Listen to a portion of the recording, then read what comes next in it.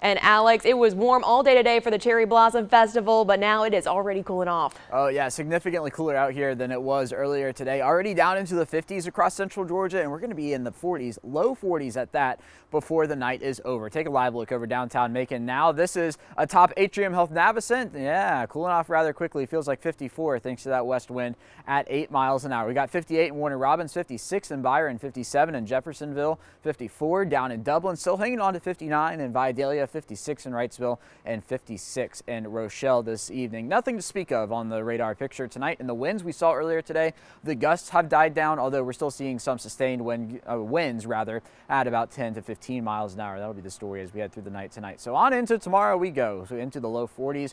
Wouldn't surprise me to see a few 30s sprinkled in for overnight lows, but as we head through the afternoon tomorrow, warming up quite nicely. I do think we touch 70 like we did today before all is said and done. And then once we get into the start of the work and school week, quiet still, but warming up into the 70s again on Monday before cooling back off down into the 50s by the time we get into the evening hours after sunset. And we remain quiet through majority of the beginning parts of the school and work week. It's not until Wednesday when this front begins to approach from the west. Yeah, some heavier stuff there from Memphis down towards Jackson, Mississippi. In fact, the Storm Prediction Center has already outlined an area in that region of the world for some severe weather. But watch this now as it moves into Thursday morning. This would be coming through central Georgia around this time, and that's actually some good news for us because without the heating of the day, the front really loses its punch. We'll still see a few storms, but I don't think we're going to be on the too strong to severe side, rather just some rumblers as we start the day early on Thursday. That might last through your morning commute and maybe even into the afternoon hours, but the front axis will be out of here by the time we get into Thursday afternoon, and we'll be dry on Friday. So starting off next weekend on a dry note,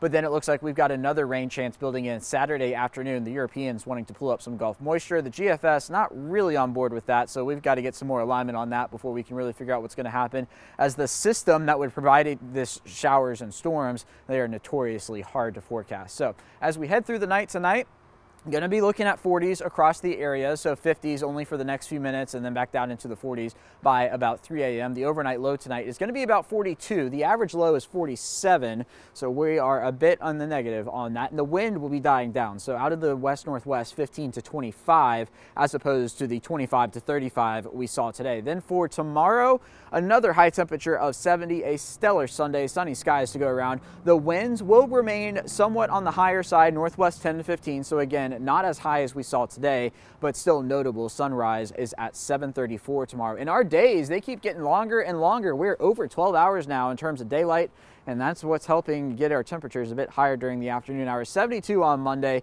81 Tuesday, 84 Wednesday, and 80% chance of rain and storms on Thursday. High temperature that day, still in the 80-degree ballpark. And April begins on Friday. Hard to believe that's only a week away. Back down to 71 in showers next Saturday. Connor?